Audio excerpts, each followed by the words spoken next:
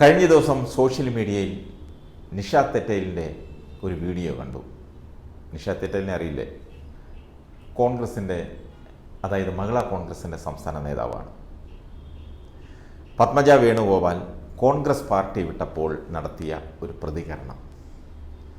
നിഷ ആ വീഡിയോയിൽ പറഞ്ഞിരിക്കുന്നതൊക്കെ വളരെ സത്യമാണ്.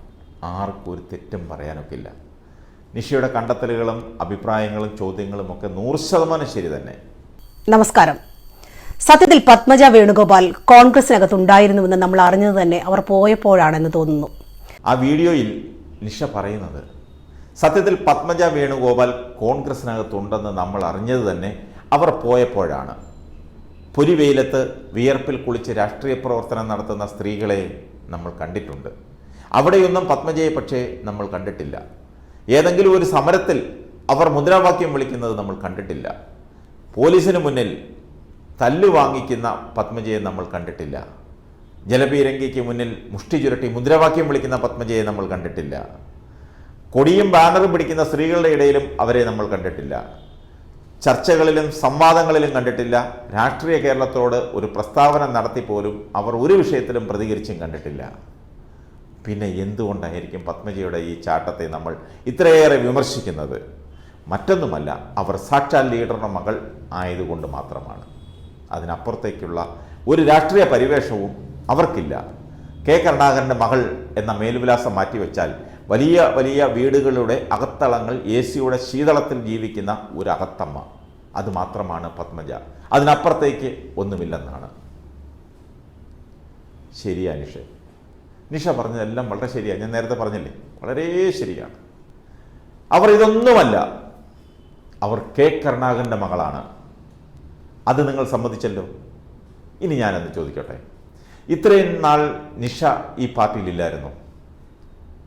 എവിടെ പോയിരുന്നു? എന്തുകൊണ്ട് ഈ ചോദ്യങ്ങൾ, ഈ മാസ് ഡയലോഗ് അന്ന് നടത്തിയില്ല? നിങ്ങളെപ്പോലെ ഒരുപാട് വനിതകളും വിദ്യാർത്ഥികളും ഒക്കെ കോൺഗ്രസിലുണ്ടല്ലോ. അവരുടെ ആരുടെയും നാവ് പൊങ്ങിയില്ലല്ലോ. അവർ ഈ പാർട്ടിയിൽ കഴിഞ്ഞ ദിവസം വരെ അവർ പ്രവർത്തിച്ചപ്പോഴും അവർ നിന്നപ്പോഴും നിങ്ങൾ ചോദിച്ചില്ലല്ലോ. അവരിപ്പോഴും ഉണ്ടായിരുന്നെങ്കിൽ നിങ്ങൾ ഇതൊക്കെ ചോദിക്കുമായിരുന്നോ? ഇല്ല. പിന്നെ നിങ്ങൾ ഈ ചോദ്യങ്ങൾ ചോദിക്കേണ്ടിയിരുന്നത് ഇപ്പോഴല്ല. പത്മജയെ നേതൃസ്ഥാനത്ത് കുടിയിരുത്തിയപ്പോഴും മത്സരിക്കാൻ സീറ്റ് കൊടുത്തപ്പോഴും ഒക്കെയായിരുന്നു നിങ്ങളുടെ പ്രതിഷേധം. അപ്പോഴായിരുന്നു കാണിക്കേണ്ടിയിരുന്നത്. അല്ലാതെ കൊല്ലത്ത് പോയി അടി കൊണ്ടിട്ട് കൊട്ടാരക്കര വന്ന് ജൗളി പൊക്കി കാണിച്ചതുകൊണ്ട് എന്ത് ഫലം? ചോദിക്കേണ്ടതും വിചാരണ നടത്തേണ്ടതും അതാത് സമയത്ത് തന്നെ ചെയ്യണം. അല്ലാതെ അവർ പാർട്ടി വിട്ട് പോയിട്ടല്ല വീരപരാക്രമം കാണിക്കേണ്ടത്. അനിൽ ആന്റണിക്ക് എന്ത് പ്രവർത്തന പാരമ്പര്യമാണ് ഉണ്ടായിരുന്നത്? അനിൽ ആന്റണിയെ കുറിച്ച് എന്താ നിഷ ഒരു വാക്കുപോലും പറയാഞ്ഞത്? ചോക്ലേറ്റ് ബോയിയെ ഒരു സുപ്രഭാതത്തിൽ KPCC-യുടെ തലപ്പത്ത്, അതായത് മീഡിയ സെല്ലിൽ കുടിയിരുത്തിയതല്ലേ?